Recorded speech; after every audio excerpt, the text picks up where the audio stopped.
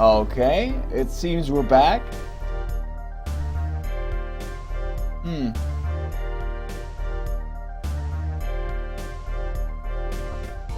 Okay. I think we just won. Very well. This court finds the defendant.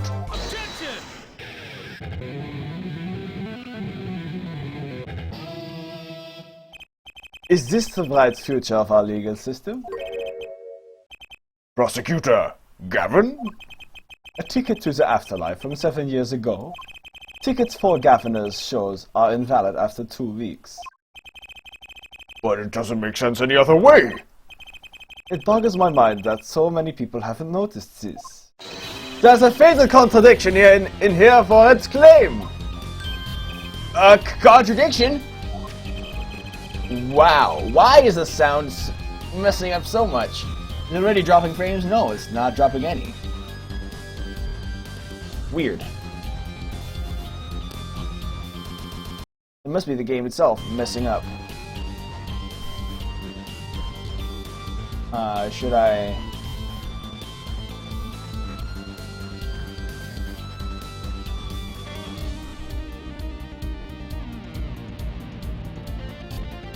I can't close any more tabs. Should I close Discord? That seems to have done something. I'm just gonna continue. I can't help this. I can't do anything about this. A poison stab was placed in this envelope 7 years ago, whereupon it was framed until now. If that's the case, then why would the mission have done it what he did? Emma explained that. He must have realized it was poison. Therein lies the rub. 7 years ago, the forger drew a mission and sensed the trap, and put the stamp in the frame. I do not debate this, but this begs the question. Why, 7 years later, did he use that stamp on the night of the murder? Surely you don't mean to suggest that Mr. Misham simply forgot. He put the murder weapon in a frame on his desk for 7 years and forgot. You expect us to believe this? He's playing the trap on himself?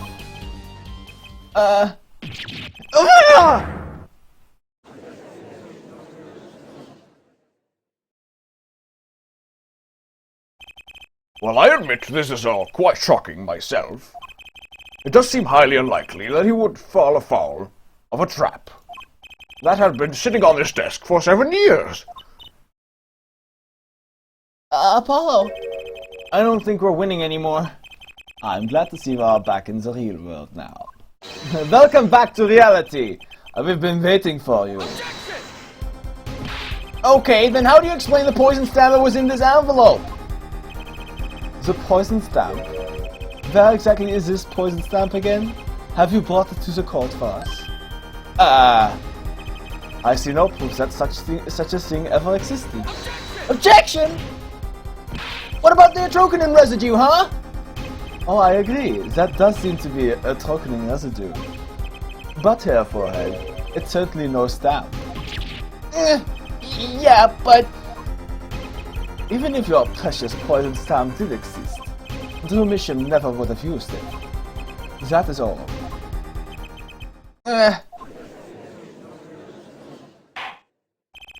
I believe we've come to a conclusion. Again. Apollo, were we wrong the whole time? I can't believe it. The poison traces match up. It can't be a coincidence. I'd like to bring some closure to this issue sometime this year. Mr. Justice? Yes, Your Honor. Let's review the facts and see where we stand. 7 years ago, Drew Misham received a red envelope. There were traces of the poison, a trochonin, on the document inside that envelope. A similar trace was also found at the crime scene, on this tiny picture frame. The defense has indicated the possibility of a yellow envelope. An envelope that left the scene of the crime with the poison stamp on it. Yes, but even if this envelope contained a poison stamp, and Drew Misham, knowing this, put it in a frame, he never would have used that stamp. I'm afraid you're right. Which means there's a fatal flaw in the defense's case. I haven't been on the wrong track this whole time. I'm sure of it. The traces of a Trocanin, the envelope, the frame, and Drew Misham's mysterious death, they're all connected somehow. Well, Mr. Justice, do you have a conclusion for us? The defense stands by its case, Your Honor. I've seen that the logical outcome of the evidence makes no sense, which means that one of our clues must be a fake. Ah, a fake clue? Fascinating. And if you find this fake, your wild fantasies will prove quite reasonable, yeah? The fake clue that's thrown us off the poison's trail is none other than...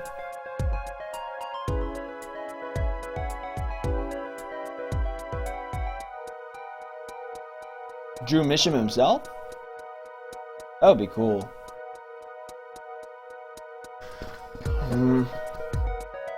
The frame. I don't see why the frame would be fake, because that brought us to the conclusion that there is a stamp. The red envelope is like pivotal for our case. So I guess Drew Misham is it? Drew Misham. The victim was a fake clue? I'm afraid I don't understand. I'll explain. We have an envelope, a frame, and a mug linked by poison. That all makes sense. What doesn't make sense is the victim himself. Objection! Congratulations, you have completely lost me. So the fake evidence is none other than the master of fake himself, the forger. It makes a good story, I give you that. The fake clue. Fakes. Forgeries. Ah! I know that face. That's the I just had an ID face. I don't know if I'm right, but I'm going with it anyway. What if our forger is the fake? Come again. 7 years ago, our forger sniffed a trap and stepped aside. 7 years passed. Now the forger stumbles into that very same trap and dies. Why? That's what I want to know. Because the forger was killed was a fake. Here we are again. The victim was a fake. One forger smelt the trap. One forger fell into the trap. That's two forgers, and one of them was a fake! Okay, I'm along for the ride again, I guess. Order, order, order! So you're telling us that Drew Misham, the victim, was a fake. Well, if he was the fake, who was the real forger? You better not be claiming there was some kind of switcheroo. I'm afraid you're going to have to back up your story. Mr. Justice, so show us just who the real Drew Misham was. If Drew Misham wasn't the real forger, there's only one other person it could have been. Understood, Your Honor. Forger Drew Misham himself was a forgery. The real forger was...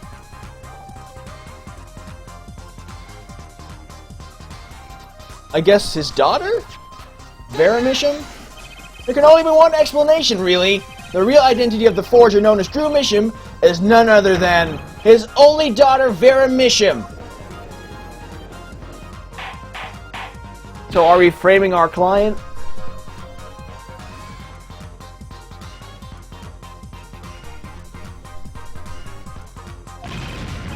Mr. Justice, this is going out on a limb, even for you. I kinda agree. I mean, Vera a forger? Let's consider it before you write it off entirely. If you look at the paintings in the studio, one fact becomes quite clear. Forgery had been taking place in that studio for quite some time. The forger wasn't caught in that trap 7 years ago. This can only mean that the one who was caught in the trap wasn't the forger. Well, actually, that does make a certain kind of sense. One more thing. Only 2 sets of fingerprints were found in the forger's studio. Drew Misham's and Vera Misham's. If we know that Drew Misham wasn't the forger, that leaves only one possibility by process of elimination. The forger was Vera Misham. Well...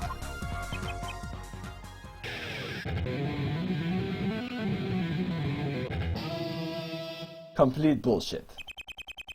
Fascinating.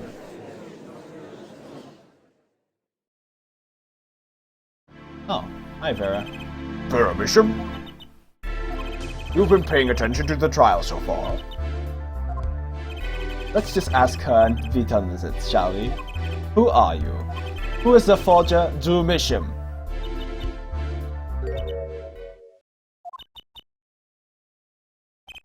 Was that an expression of emotion I saw on her face? She's staring holes into Prosecutor Gavin's face. I'm used to being stared at by Fräuleins, believe me, though they usually talk to me too. Tell us, were you the one who forged those works of art?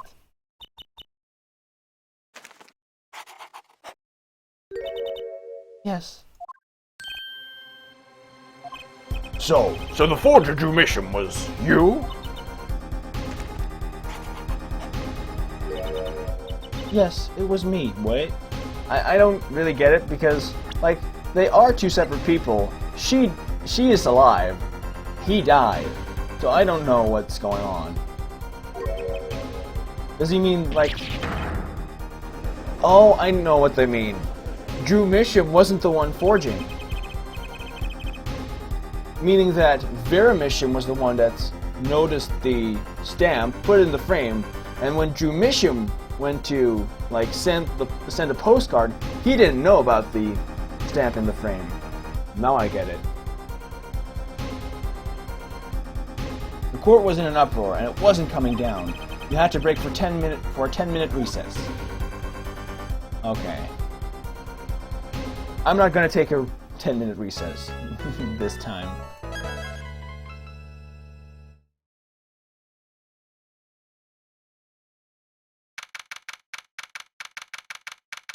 That was, like, really short. 12 minutes plus, like, the 4 minutes from before. Before OBS crashed or something. Defend lobby number 6. Okay, so where exactly does this leave us, Apollo? Well, the Drew Misham who was killed wasn't Drew Misham the forger, basically. Oh, well then, who was he? Well, he was actually... doing her nails. So you really made those forgeries?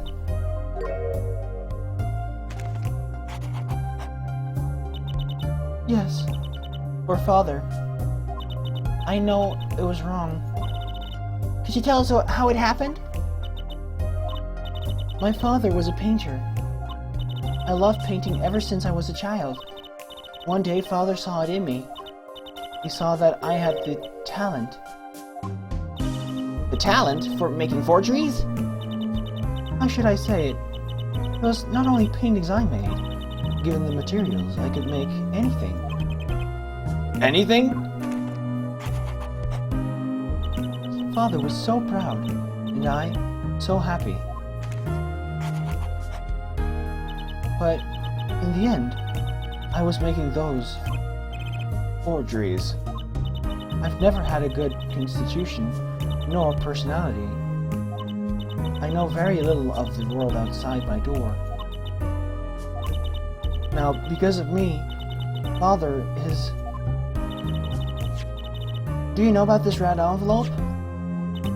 I remember that envelope. It was some time ago. So you are already creating your works back then? I started when I was only 12 years old. And she's now...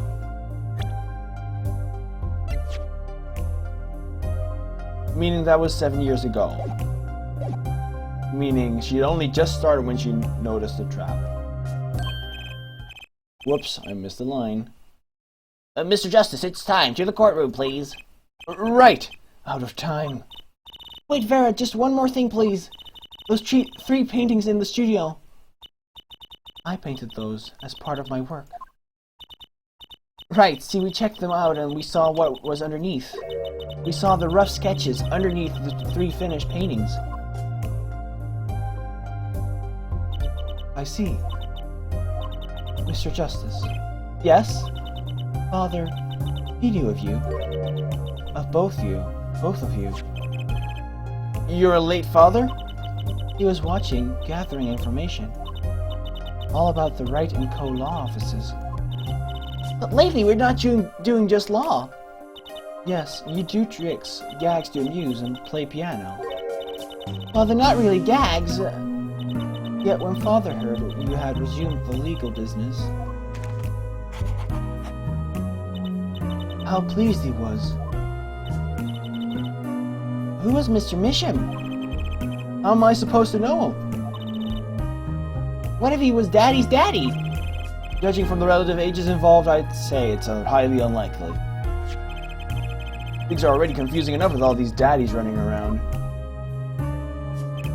We know that the victim's daughter, Vera, was the forger. What does this mean for the case? Guess we're about to find out.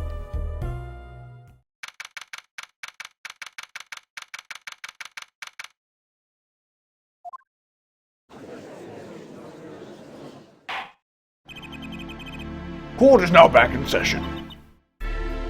Oh, she's biting her nails. Vera seems pretty tense. Thank you so much for the host. Oh. Timo Marisbane, thank you so much for the host. How are you today? She's practically chewing her fingernails clean off. Oh. Perhaps you could begin by telling us how it all worked. How did you set up this True Mission Forger persona?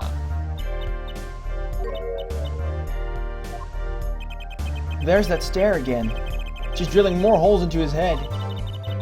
I know it's hard for you, but hey, he's an handsome guy. What's hard? Very well, miss, if you would. Was that a dick joke? I think it was. I'm doing fine. I'm Apollo Justice and I'm fine! Yeah, I'm doing alright. Did you really make those detestable forgeries?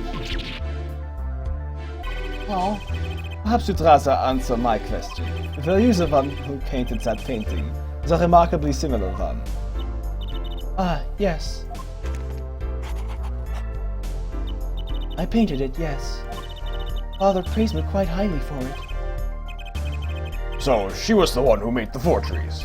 Yet she did not wish to reveal the truth of the operation. So the victim was a stand-in, a decoy. To the world at large, he was the forger, not her. I've done a bad thing. I have, haven't I? Regardless, we need a little more information. About, for instance, this. You have seen this before, yeah? Yes. It was in the desk drawer. Very well. You may proceed with your testimony. Tell us everything you know about this envelope. The red envelope. I keep switching between pronunciations. I don't know what the... I think it's envelope, but envelope just rolls off the tongue. I created things and Father sold them. This envelope came after my first work. That was other than a painting. Father handled the deal, all of it. I received the stamp that was in that envelope. It was after that job that we moved to the current studio. Okay. There certainly was much of a great interest in your testimony. Not that the witness realizes it. Very well. Please begin the cross-examination. Right, okay! I need more information about this forger, this Drew Misham.